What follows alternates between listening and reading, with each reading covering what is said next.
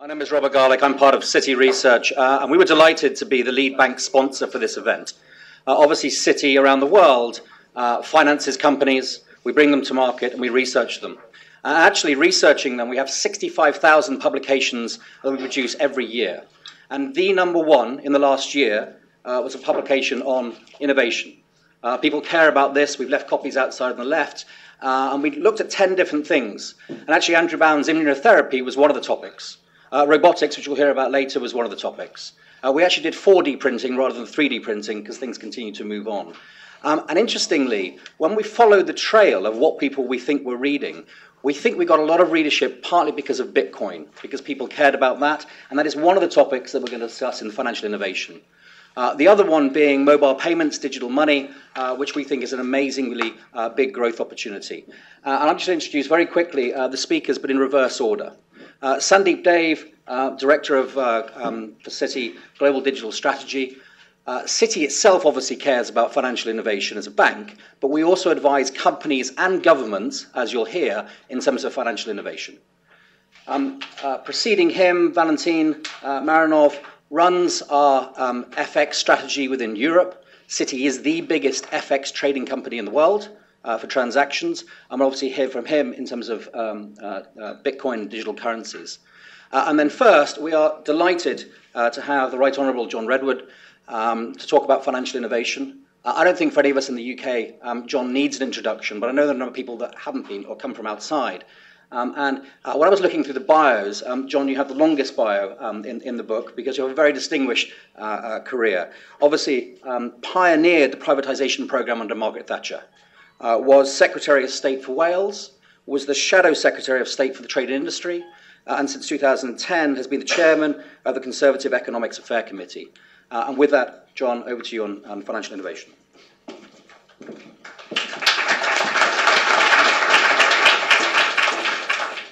Chairman, ladies and gentlemen, innovation is crucial to a market economy, and we innovate because we think we can always improve on our customer service, on our pricing, on the offer. Sometimes you innovate because there is a need out there that no existing product or service can supply. Sometimes you innovate because you can do things better and smarter. Sometimes you have to go out there and create a market for a product or service. Sometimes you just need to take market share off others because you have come up with a better solution. Privatisation as a technology I linked to asset swaps and to debt reductions because it was something that was needed. We had in those days, would you believe, impecunious governments that had borrowed too much. We had a series of nationalised industries that didn't work very well. And privatisation was the way of unlocking the asset, improving the motivation of the staff and the employees, bringing in private capital and investment, and at the same time shedding debt from the state sector. It was a powerful group of tools which in the 80s and 90s we exported from the United Kingdom. We tried it out here first, and then we discovered there was a market around the world for it. I remember taking it to the United States of America. And they loved it all the time. They thought it applied to other people's countries. And they gave me a platform to speak at a State Department event, and I explained how good it was. And they were thrilled with me. I then put something in their local press that I thought maybe they should privatize Washington Airport. And that was something completely different. There was an almighty powerful set of lobbies suddenly descended on me to explain why privatization was absolutely fine for Europeans and Africans and Asians, but it certainly didn't work in Washington, D.C., such was the home of free enterprise. So today, what are the innovations we want? What are the market opportunities? Well, I think your conference is right to highlight the need to harness the internet and the digital revolution so that we can settle our debts more easily, so that we can access our funds more easily, so that we can use our money more easily, with a but. And the but is that, of course, we want easy access and we want to make easy payment, but we don't want people stealing or intervening with our cash in ways that they shouldn't. And just as there are very clever people, some of them here, developing new digital strategies so that you or I can have easier access to our bank account at midnight on a Saturday night when there aren't many people in the local branch.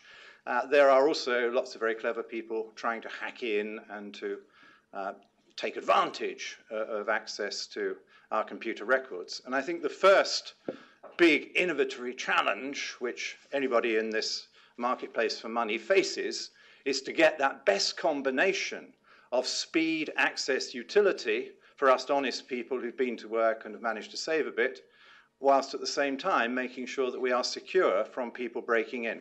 And I think there's a lot of work to be done on improving security whilst making it easier for us to use our own money. I don't know about you, but I just get so overloaded with code numbers and rigmarole and things you have to remember. And when your life is dictated by 30 different code numbers and then they have to change every month, it is a nightmare. And people say, well, don't write any of them down. But if you don't write any of them down, how on earth can you remember that lot? And then one day you're a bit tired and suddenly you need a magic number to do something and you don't have it. And then you're a crook. You say, no, I'm not a crook. I am John Redwood. And sometimes they say, yes, we know you're John Redwood. But unless you've got the magic code, we can't be sure you're John Redwood. And you have these absurd conversations. So first innovatory challenge is make sure that these technologies are smooth, fast, but also are customer friendly. I remember once going into a bank branch I banked with for all too many years, and I'd asked for a transaction to be done. They said, we need proof of identity, Mr. Redwood. I said, isn't there something a bit odd about that? No, sorry, it's the system. We've got to tick the boxes. So I had to get out my driving license, whatever it was. So we need to solve that problem. You suggested that I comment on Bitcoin. I wish you hadn't suggested that, because I'm afraid Bitcoin is one of those innovations that I don't really need. And it's not something that immediately springs to my mind as a great idea. What I want from money is something that is reliable. I want the money I walk around with to be something that other people will take and trust. And so I want as many people as possible to buy into it. And whilst I normally want competition in every area, I think money is one area where you have to be a bit careful about competition. That you do need your money to be accepted by a very wide range of people. It's very helpful if your coins are the ones that do work the car park when you're trying to get out of it late at night and the attendant has gone home. It is very helpful if your coins are the ones that enable you to buy the ticket you need to use the tube or train. It's very helpful if you've got the right coins to buy the chocolate bar you really need because you missed lunch, or even if you'd had lunch but you still fancy a chocolate bar. So it's very important to have the right coins and for them to be generally accepted. It's also very important that a currency is a decent store of value.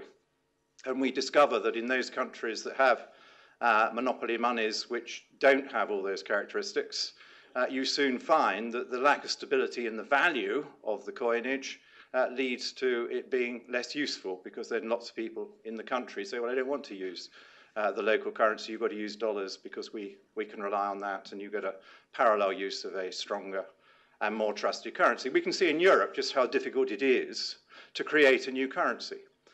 And there have been all sorts of growing pains and strains with the euro. And two of the main reasons why the euro's had such a difficult birth is that whereas when you take a £10 note, there is a picture of the Queen on it and symbols of the United Kingdom, as a sign that the whole tax revenue and the whole power of the British state stands behind that piece of paper, which is otherwise worthless. When you take a euro banknote, there's a fictitious bridge which doesn't exist because it mustn't be seen to belong to any country of the euro area. And there is no symbol that the full taxable weight of the whole euro area stands behind the euro currency. So that is a problem. And there is then the problem of transfers. And in order for a currency to work well, the banknotes and coins are just the tip of the iceberg. They're an important part for day-to-day transactions, but they're a very small part of the total wealth, the asset base of the country.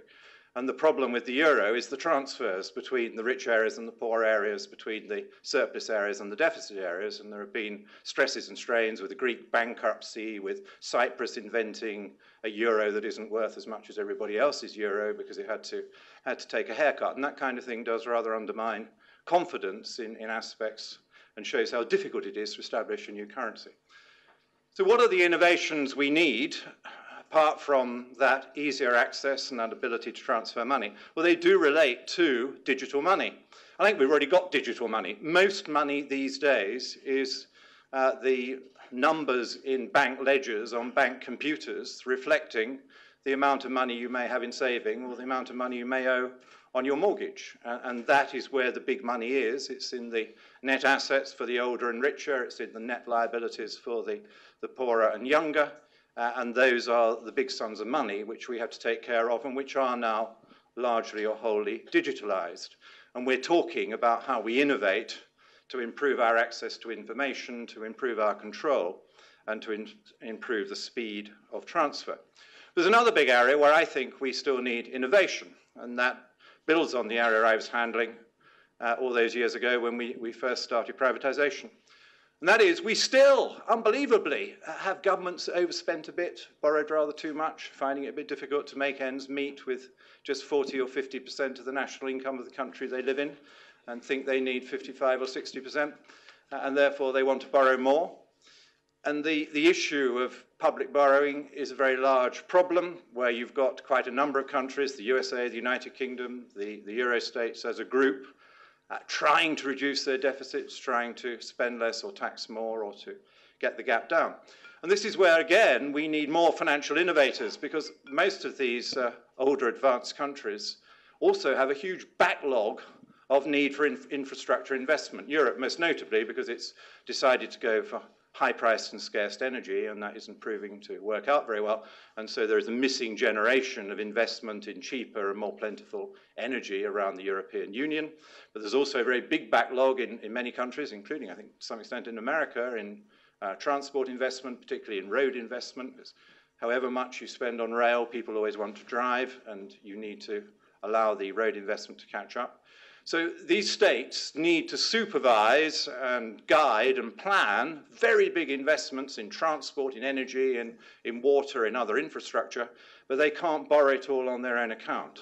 And there surely is a nice challenge for our bankers and our skilled financiers. We need new ways of intermediating, because there's billions of pounds out there. The pension funds have got huge investment portfolios, and they're getting a bit fed up with lending it to America or Britain at 2% for 10 years. Isn't there a way that you can structure a product rather better so that there can be a decent rate of return for the pension fund, but not a rip-off rate for the energy customer or the toll road user or whoever it may be that we need to put in place? So that would be my big opportunity for you all. Go out there and find ways of harnessing the money which is there in the savers' pockets, in the pension funds, in some of the cash-rich companies, in individual hands, and put that into really good long-term investment. And you can structure products which can give the right time preferences, the right risk preferences, and the right return preferences. You may need to structure complicated products so you'll be able to charge an even bigger fee and be even cleverer and more inventive, so that you can provide those right slices of investment for the long-term funds, for the short-term traders, for the high-risk people and for the low-risk people. That is the challenge. Go do it. You'll make yourself some money and you'll do your country a very good turn.